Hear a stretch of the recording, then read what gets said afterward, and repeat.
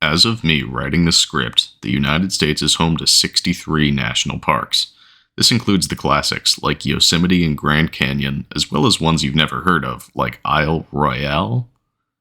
Now, 63 is a large number, and all of these parks provide something that sets them apart from all the others in some way.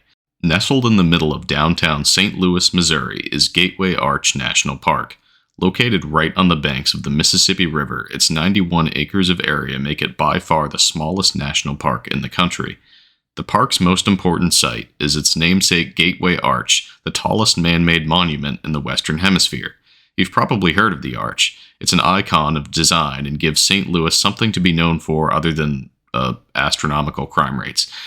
The park also has a museum, a courthouse, and some trees, but the arch is the clear centerpiece. So what's weird about Gateway Arch National Park, you may be asking? Well, in the US, there are a number of different designations for public sites, including national monuments, national historical sites, national historical parks, and the creme de la creme, national parks. This category is the most famous and consists of America's natural crown jewels, the Grand Canyon, Zion, Denali, Acadia, you name it. When you think of national parks in the US, you think of large swaths of pristine nature as old as time, brimming with wildlife and untouched by humans, nobly preserved for future generations. You wouldn't think of a giant, man-made metal arch that's younger than Keanu Reeves. But it hasn't always been this way. Gateway Arch National Park has only been an officially designated national park since 2018, making it the fourth most recent park to gain this coveted designation. This came after a bill supported by both of Missouri's senators at the time to redesignate what was then called the Jefferson National Expansion Memorial. It passed both houses of Congress and was signed into law by the President on February 22, 2018, officially granting the Gateway Arch its national park status. Quick side note here, but both the House and the Senate passed this by what's called a voice vote, which is basically when lawmakers who vote yes have to say yay out loud, and lawmakers who vote no have to say nay out loud, and whichever group speaks louder wins. Now, that's a bit of an oversimplification, but note the two major flaws with this kind of vote. First, there is no exact total of votes for versus against, nor is there any record of which lawmakers voted for which side. That being said, voice votes are generally used only in cases where the winning side is already obvious.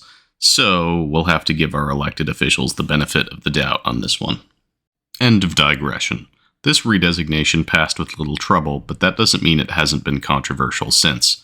While the bill was still being discussed by the Senate, the acting deputy of the Director of National Park Service, Robert Vogel, had this to say about it.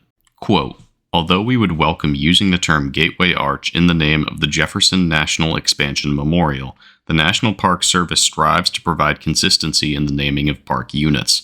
To better align with the standard nomenclature for units of the National Park System, we recommend that Congress redesignate the unit as Gateway Arch National Monument. National parks contain a variety of resources and encompass large land or water areas to help provide adequate protection for the resources. The existing 59 designated national parks protect at a minimum thousands of acres each, and some span millions of acres. At only 91 federal acres, we believe that the Jefferson National Expansion Memorial is too small and limited in the range of resources the site protects and interprets to be called a national park. Since it is a site similar to the Statue of Liberty National Monument, in its iconic status and small land area, we believe that a more fitting name for the Jefferson National Expansion Memorial would be Gateway Arch National Monument." End quote.